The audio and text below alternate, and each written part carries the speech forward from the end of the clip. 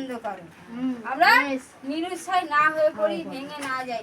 যখন আমাদের মধ্যে একটা করে খারাপ কিছু আসবে, ভাববে এরপর আমাদের কি আসতে চলেছে, ভালো কিছু আসছে। ভালোটাই আসতে চলেছে। হালেলুয়া। কি করবে, তোমাকে সমস্যা দিয়ে, রোগ দিয়ে, অসুখ দিয়ে, বিসুখ দিয়ে তোমাকে জড়িয়ে মানে জড়িয়ে দেবে। কে দেবে? শয়তান।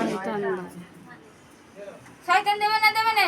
দেবে। তোমার গ্রামের লোক, আশপাশের লোক বলবে তোমার বাড়িতে মন্ডলী, তোমার আজ কেন এমন সমস্যা। তারা সেইটা নিয়ে বাড়িতে পড়ায় আলোচনা করবে। করবে না? করবে না? করবে না। এই জন্য আমাদেরকে আত্মায় উত্তপ্ত হতে হবে। হয়তো নিজে পারেনি, শিক্ষকের সাহায্য নেবো।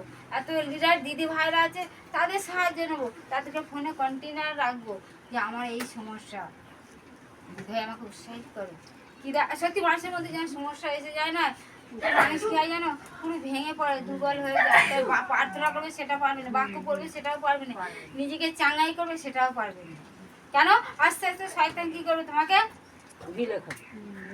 কেড়ে নেবে।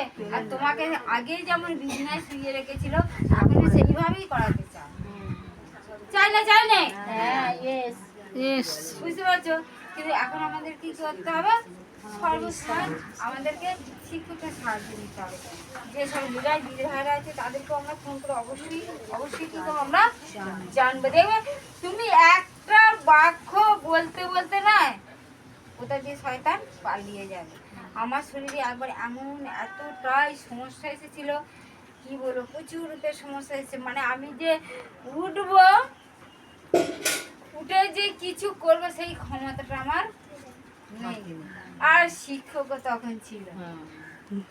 বলছি তুমি এইভাবে কতদিন শুয়ে থাকবে, তোমার বাড়িতে মন্ডলী এই অবস্থায় শুয়ে আছে, কেউ যদি একজন এসে পড়ে তোমাকে দেখে কি বলবে, তোমাকে দেখে সে কি বলবে, তো তোমার কাছে একটা এমন জনি এখন চলে এসেছে, তুমি তাকে কি দ্বারা উৎসাহ করবে।